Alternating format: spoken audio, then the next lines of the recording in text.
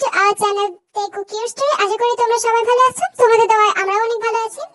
তো আজকে সিজু পর্ব 1 নিয়ে এলাম। যদিও তোমাদের মনে হতে পারে গল্পটা কিন্তু বিটিএস কিউট স্টোরিতে ছাড়া হয়েছিল, বাট এই চ্যানেলে কেন আবার নতুন করে শুরু হচ্ছে এর কারণটা হচ্ছে আমরা ওই জায়গায় অনেকটা গ্যাপ হয়ে গিয়েছে সিজু পর্ব 1 দেওয়ার পর থেকে। সে কারণে আমরা আবার ভেবেছি নতুন ভাবে এখানে এই চ্যানেলটা শুরু করা যাক। তো চলো কথা না বাড়িয়ে শুরু করা যাক। এখানে কিন্তু আমাদের 7 জন বন্ধু আছে, যাদের প্রত্যেককেই নিশ্চয়ই তোমরা চেনো, এবং ওরা 7 জনই কিন্তু ছোটবেলা থেকে এতিমখানায় বড় হয়ে ওঠা। আর যেহেতু তোমরা জানো 18 বছরের পর থেকে কিন্তু ওদেরকে ছেড়ে দেওয়া হয়, নিজ নিজ স্বাবলম্বী করে তোলা হয়, সে কারণে ওরা কিন্তু একটা বাড়ি ভাড়া নিয়েছে। যদিও কিন্তু ওদের আর্থিক সংকট ছিল, তাই তেমন কোনো হোস্টেল অথবা বেশি ভালো বাড়ি নিতে পারেনি।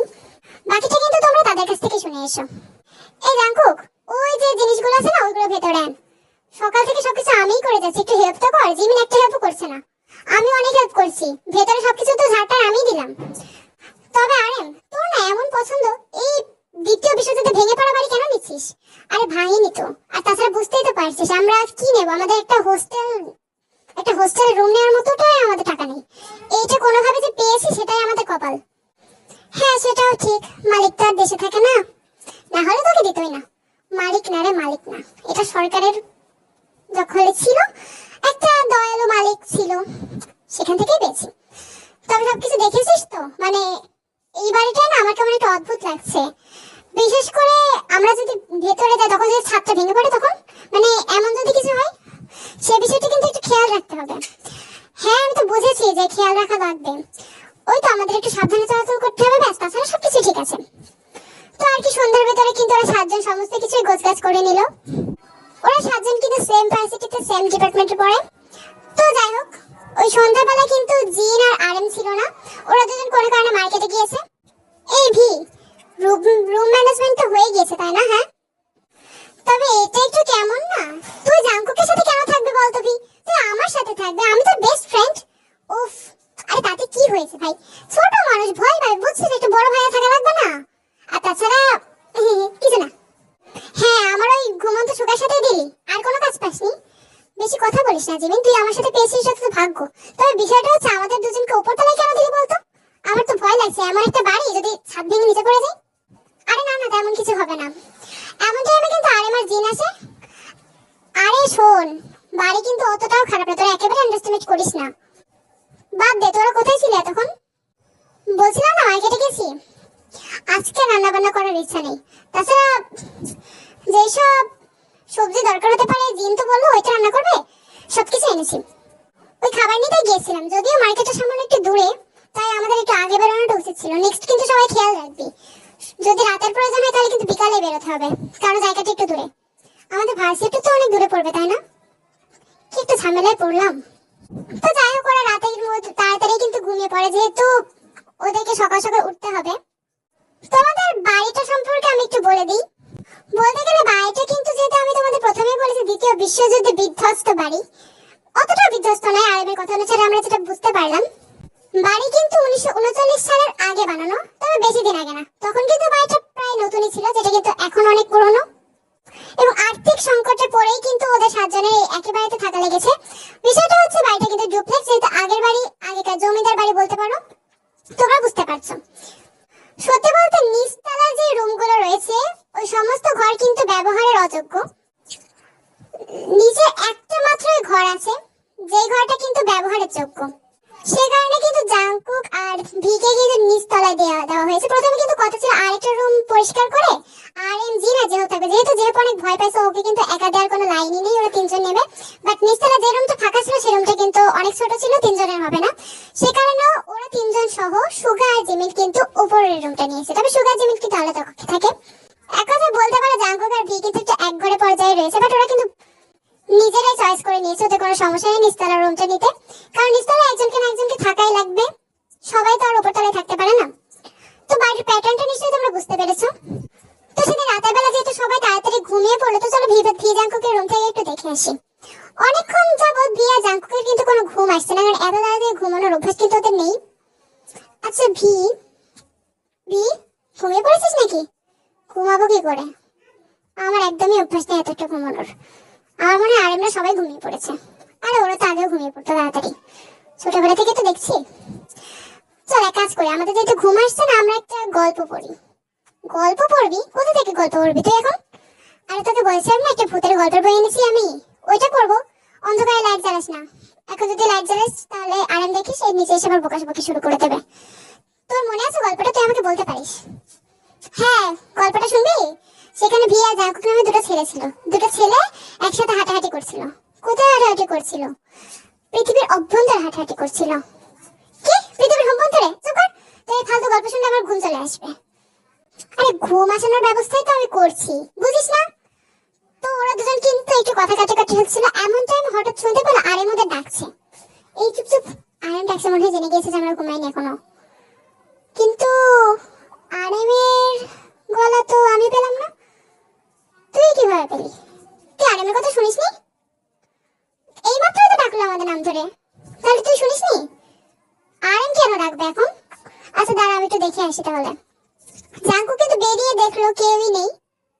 তবে এখন উপর তলায় দেখতে যাওয়ার মতো প্রয়োজন বোধ করলো না, তাই ঘুমিয়ে পড়লো। এই বিষয়টা কিন্তু বিয়ের একটু সন্দেহ লাগলো, আবার এটাও মনে হলো যে হয়তো ওটা মনের ভুল ছিল ওর, তেমন কোনো কিছু না। পরদিন সকালবেলা বীর কিন্তু ঘুম ভাঙলো 8টার সময়।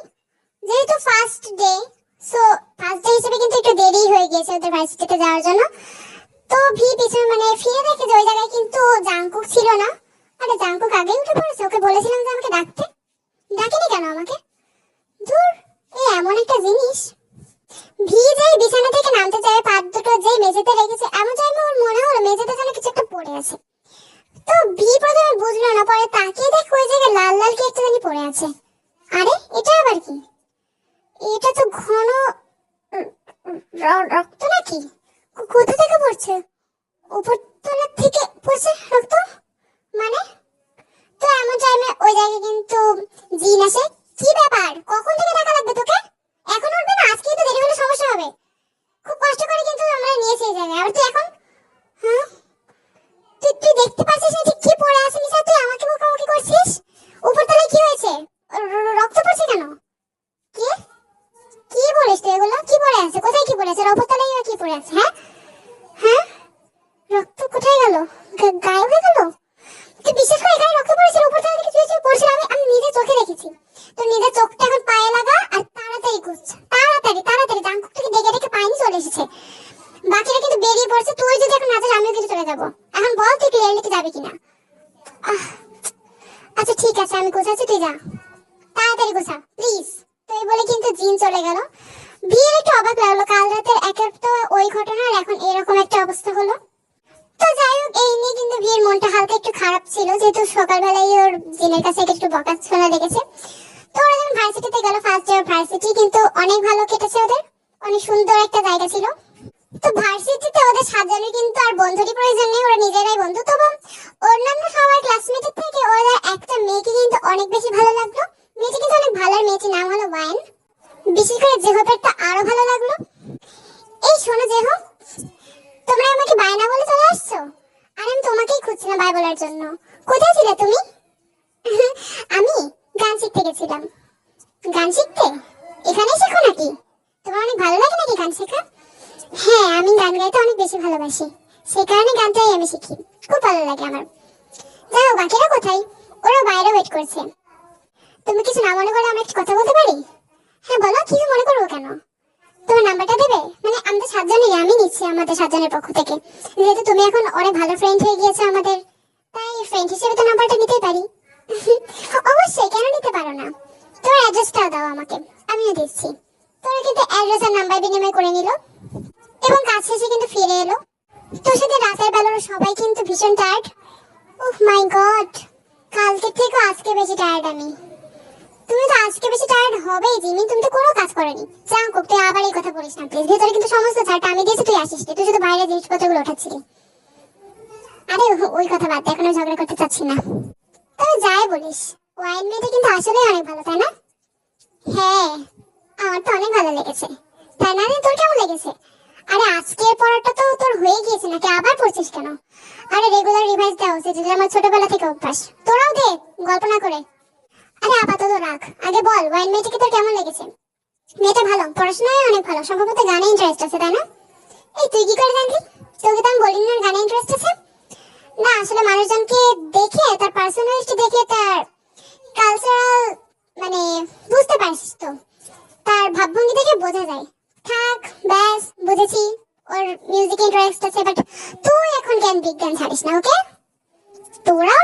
পড়াশোনায় তো মনোযোগ দিতে পারিস না কি? হ্যাঁ, এমনিতে তো আমাদের দুরবস্থা জানিস। আরে সমস্যা নেই, আমরা তো মোটামুটি পার্ট টাইম জবস করি তাই না? এই কাজগুলো তো আমাদের ভালোই এগোচ্ছে। হ্যাঁ, পার্ট টাইম জব তো করছি, বাট একটু চাপ হয়ে যাচ্ছে অনেক। বিশেষ করে এই ভার্সিটি লাইফে তো একটু বেশি চাপ হয়ে যাচ্ছে। আগে না হয় একটু একটু সম্বল ছিল, এখন তো আমরাই আমাদের সম্বল, তাই না? যাই, তোর সুগাকে দেখেছিস কেউ? হ্যাঁ, আমি দেখেছি। ও ঘুমাচ্ছে, ঘুমিয়ে পড়েছে। বেচারা অনেক ক্লান্ত তো, আর জানিস তোর ঘুমানোর একটু অভ্যাস আছে, তাই ও ঘুমিয়ে পড়েছে তাড়াতাড়ি। ও আচ্ছা, তাহলে চল আমরাও ঘুমিয়ে পড়ি। কাল তো আরো তাড়াতাড়ি ওঠা লাগবে তাই না? আজকে তো দেখলাম দেরি হয়ে গেল। আর তুই কিন্তু এরকম পাগলামি বন্ধ কর, আমি শুনেছি দিনের কাছ থেকে। দেখ, তোরা বিশ্বাস কর, আমি কিন্তু মজা করছিলাম না, বুঝতে পারছি মজা করছি না। নতুন বাড়ি, খুব কষ্ট করে পেয়েছি। যদি কিছু হয়ে থাকে তাহলে একটু সামলিয়ে নে, ঠিক আছে? আচ্ছা ঠিক আছে, ম্যানেজ করে নেব। হয়তো নতুন বাড়ি বলেই একটু সমস্যাটা হয়েছে। চল তাহলে আমরা ঘুমিয়ে পড়ি। তো ওরা 7 জনেই কিন্তু শুয়ে পড়লো। যদিও সবাই শুয়ে পড়েছিল, বাট জিমিন কিন্তু শোয়নি। ও কিন্তু উপরতলা করিডোরে হাঁটাহাঁটি করছিল। ও কিন্তু প্রথমে রুমে যায়নি, কারণ ওর কিন্তু তখন আসলে ঘুমটা আসছিল না তেমন। সেখানে একটু করিডোরে হাঁটাহাঁটি করলে নাকি ওর ঘুম আসে। বেশ, অনেক হাঁটাহাঁটি হয়ে গেছে, এবার পা দুটো ব্যথা করছে। এবার তাহলে রুমে যাওয়া উচিত আমার। তো জিমিন কিন্তু রুমে যেই দেখলো যে খাটে একজন কেউ শুয়ে আছে, আর ও এটা জানে যে ওটা সুগা ছাড়া আর কেউ না, কারণ সুগা অনেক তাড়াতাড়ি ঘুমিয়ে পড়েছিল, যেটা কিন্তু আগেই বলা হয়েছে। সুগা আমার সাইডে কেন ঘুমিয়েছে? ওর তো অন্য সাইডে ঘুমানোর কথা, এদিকে কেন ঘুমিয়েছে ওর কি মনে নেই? আমি তো বলেছিলাম কালকে আমি এই সাইডটা নেব। ডেকে তোলা কি ঠিক হবে? আচ্ছা ঠিক আছে, দেখে কেন তুলবো, আর কি দরকার? এই, তুই এখানে দাঁড়িয়ে কেন? ভিতরে যা। হ্যাঁ যাচ্ছি। সুগা? হ্যাঁ, খাটে তো কেউ। এই, তুই এখানে কি করছিস? কি আবার করছি? তুই যে করিডোরে হাঁটাহাঁটি করছিলাম, তো নিচে পানি নিতে গিয়েছিলাম। তোর মনে নেই তোকে বলে গেলাম? তুই আমাকে কখন বললাম? আমি তো কিছু শুনিনি। তাহলে ওই খাটে কে শুয়েছিল? এখন তো নেই আমার সাইডে। ওটা তুই ছিলি না? না, আমি তো এখানে ছিলাম না। আমি তো নিচে গেছিলাম, আর নিচে পানি ছিল না, পরে আমাকে পানি আবার তোলা লাগলো, তারপর নিয়ে এলাম। উমা, সে কি? আমি এইমাত্র দেখলাম। আমি কি দেখলাম তাহলে? আরে ভুল দেখেছিস হয়তো। দেখছিস না, চাদরটা ওখানে রয়েছে, হয়তো ভুল দেখেছিস। চল তাড়াতাড়ি চল। এই বলে ভেতরে কিন্তু সুগা দরজাটা বন্ধ করে দিল। জিমিনের কিন্তু একটু খটকা লাগলো, তবে ও মেনে নিল, হয়তো হয়তো ভুল হতেই পারে। পরদিন ভার্সিটিতে আমাদের সুগা আর জাঙ্কু কিন্তু ওয়াইনের সাথে কথা বলছিল। তাহলে তোমার বাবা কি করে? আমার বাবা একজন বিজনেসম্যান। আর আমার তো মানি, বাবা আমাকে তেমন একটু সময় দিতে পারে না। তাহলে তো তুমি সারাদিন বাসায় একাই থাকো তাই না? মানে আগে তো একাই থাকতে, এখন তো ভার্সিটিতে সময় কেটে যায়। আর বাইরে বাসে থাকতেই বেশি ভালো লাগে আমার, বাইরে সময় তেমন কাটাই না। এই ভার্সিটি টাইমটা ছোটবেলা থেকে একাই থাকা লেগেছে, কি আর করাম। ও রিয়েলি সরি, তোমার যদি কোনো খারাপ লেগে থাকে আমি দুঃখিত। তবে এখন তো আমরা চলে এসেছি তাই না? এখন তোমার আর কোনো চিন্তা নেই, আর কখনো একা ফিল করবে না তুমি, সেটাই আমি চাই। অবশ্য আমি আগে এরকম বন্ধুত্বে তেমন একটা পটু ছিলাম না, তবে তোমাদেরকে দেখে শিখেছি তোমরা 7 জন এমন ভালো বন্ধু যে তোমাদের বন্ধু না হতে পারলে আসলে একটু সমস্যা। একটা কথা বলবো ওয়াইন, অনেকদিন পর না আমাদের মতো কাউকে দেখলাম। এতিমখানায় বেড়ে ওঠা আসলে অনেক কষ্টের তাই না? এটা শুক্রিয়া যে আমার বাবা এখনো বেঁচে আছে, নাহলে বুঝতেই পারছো। যাক, এই কথা বাদ দাও, এখন আমি ইমোশনাল ভাবে। ও সরি সরি, সত্যি সত্যি এসব কথা বাদ দে, সবাই বাদ দে। চল কি খেলি আমরা চল একটা খেলি, একটা খেলা খেলি। হ্যাঁ, এই বয়সে এখন খেলা খেলবি? তুই কি খেলবি? চল ভাবি, কিছু একটা ইনডোর গেম খেলা যাক। তো ওরা কিন্তু খেলাখেলি করতে লাগলো। অন্যদিকে আমাদের ভি, জেহব আর আরএম। জেহবের কিন্তু আজকে ভার্সিটিতে এসে হালকা শরীর খারাপ লাগছে। তুই তাহলে বাসায় বরং চলে যা জেহব, তোর যদি এতটা মানে শরীর খারাপ, আর তাছাড়া তোর হালকা জ্বরও এসেছে মনে হচ্ছে। কি জানি, মাথাটা তো প্রচন্ড ব্যথা করছে। তবে আমার ভয় লাগছে, আমি একা একা যাবো না। আর ভয়ে কি আছে ভাই, দিনের বেলা ভূত আসবে না, যা বাসায় গিয়ে একটু রেস্ট নে। আমরা তো আর কিছু ঘন্টা পর, 2 ঘন্টা পরেই তো চলে আসছি। না, একেবারে তোদের সাথে যাবো না হয়, এরকম করলে কিন্তু শরীর আরো বেশি খারাপ হবে। বাসায় চলে যা, আর আমি একটু পরে চলে আসবো। আমারও কয়েকটা পেপারস দিয়ে আমি চলে আসবো, আমারও ভালো লাগছে না ক্লাস করতে আজকে। আজকে আরএমের মুখে এই কথা? ভালো যে, এই চুপ কর। টপার হলে যে সবসময় পড়াশোনা ভালো লাগবে বিষয়টা এমন না। যা যেহেতু চলে যা, আমি পেপারস গুলো একটু আমার সময় লাগবে, আমি তারপরে চলে আসছি। তো সবার কথাই কিন্তু জেহপেরও ইচ্ছা করলো চলে আসতে, কারণ ওর কিন্তু শরীরটা আসলে খারাপ লাগছিল, ওরও ইচ্ছা ছিল না যে এতক্ষণ অবস্থান করতে এই টাইমে। তো তো জেহব যখন চলে আসলো দেখলো দরজাটা খোলা। কি ব্যাপার, আজকে দরজা দিয়েছিল কে? দরজাটা খোলা যে। জেহবে কিন্তু একটু অবাক লাগলো, তবে ওর এটা কিন্তু কখনোই মনে এলো না যে চোর ডাকাত আসতে পারে, কারণ এরকম একটা শুনশান জঙ্গলের ভেতরে বাড়িতে, তাও এরকম বড় বাড়িতে কিন্তু কিছুই থাকে না। চোর ডাকাতেরও জানার কথা, কারণ গত অনেক বছর ধরে কিন্তু বাড়িটা পড়ে আছে। তো ভাবলো হয়তো কেউ ভুলে গিয়েছে দরজা আটকাতে, সো ভিতরে ঢুকলো। ভেতরে ঢুকেই যে জিনিসটা চোখে পড়লো তা হলো ওদের খাবার টেবিলটা কিন্তু একটু আড়াল করা ছিল, তবে আড়াল থেকে মনে হলো কেউ যেন খাবার টেবিলে বসে খাবার খাচ্ছে। ওখানে কে? ছায়া পড়েছে নাকি? ছায়া তো না, দিব্যি একটা মানুষ। কিন্তু বাসায় তো কেউ নেই, তাহলে খাচ্ছে কে? সত্যি আমার চোর ডাকাত এসে খাচ্ছে না তো? যাবো, আমার তো কেমন একটা লাগছে। আমি কি খাচ্ছে? ওই জায়গায় শব্দ তো আসছে। কি খাচ্ছে ওগুলো? নিচে কি পড়ছে? টপ টপ করে কিছু একটা পড়ছে মনে হচ্ছে। এমন টাইমে জেবের ঘাড়ে কেউ হাত লাগলো, জেব কিন্তু চিৎকার করে উঠলো, এই এই কিছু। আরে তুই, কি ব্যাপার? এমন চিৎকার করার কি আছে? তুই না বলেছিস তো একটু দেরি করে আসবে, তাহলে এখন কি করছিস? আরে দেরি কিভাবে আসবো, কাজটা হয়ে গিয়েছে, তোর পেছনেই আসছিলাম। অবশ্য তুই তখন চলে গেছিল তো, আর আমরা একটু দূরে ছিলাম, তাই আমি তোকে ডাকিনি। তুই এখন দাঁড়িয়ে আছিস কারণ বেশ আগে তো ঢুকে চলে আসার কথা তোর। দরজার সামনে দাঁড়িয়ে আছি কারণ দেখ রান্নাঘরে কেউ একজন খাচ্ছে কিছু একটা, আর কি জানি লাল লাল নিচে পড়ছে। কই, কে খাচ্ছে? কিছুই তো খাচ্ছে না। কি বলছিস তুই এগুলো? আচ্ছা তোরা কি পাগল হয়ে গিয়েছিস? এই ধরনের কি কথা বলছিস? কিন্তু ওখানে কি একজন সত্যিই ছিল। তুই তোর বিছানাতে গিয়ে দেখ, গিয়ে দেখ। এখন দেখ টেবিলে মনে হচ্ছে কিছু একটা আছে। চল চল চল আমরা গিয়ে দেখি। উফ, তার মানে তোর বিলিভ হবে না না? আচ্ছা ঠিক আছে চল। তো আরিমের পেছন পেছন কিন্তু সাহস করে যে গেল, গিয়ে যা দেখলো তাদের কিন্তু ওদের সমস্ত শরীরের রক্ত কিন্তু একদম হিম হয়ে গেল। বিষয়টা হচ্ছে টেবিলের উপর অনেকটা রক্ত এবং একটা বিড়াল মরে পড়ে আছে। বিষয়টা দেখে জিহবের এমন একটা অবস্থা হলো, ওর কিন্তু মুখ থেকে কথা বেরোচ্ছিল না, বরং বমি ঠেলে উঠছে। অবস্থাটা কিন্তু তোমরা বুঝতে পারছো বিষয়টা। জিহব কিন্তু জিনিসটা দেখে আর সামলাতে পারলো না, মানে ওর কিন্তু দাঁড়ানোর অবস্থা ছিল না, থপ করে কিন্তু মেঝেতে বসে পড়লো। আর এমন স্তম্ভিত যেটা কি দেখছে, তাহলে কি জিহবের কথাটা সত্যি সত্যি ছিল? কিন্তু এমন একটা কাজ কেউ খাবে, মানে এমন একটা কাজ কিভাবে হতে পারে? বিষয়টা কিন্তু দুজনের মনে খটকা লাগলো। অনেকক্ষণ কিন্তু ওদের ভিতর থেকে আর কোনো আওয়াজ বা কিছুই বেরোলো না, কথা বলতে পারছিল না। তো আজকের পার্ট কিন্তু এতটুকুই ছিল। আশা করি তোমাদের ভালো লেগেছে। নেক্সট পর্বে তোমাদের আবার দেখা হবে। আসলে কি এই ভূতের কাহিনীর অবসান ঘটবে কিনা, এমনকি ভূতের কাহিনীর কারণটা কি, ওদের সাথে কেন ঘটছে, সেটাও কিন্তু তোমরা পরবর্তী পর্বে দেখতে পারবে। সবাই ভালো থাকবে। আল্লাহ হাফিজ।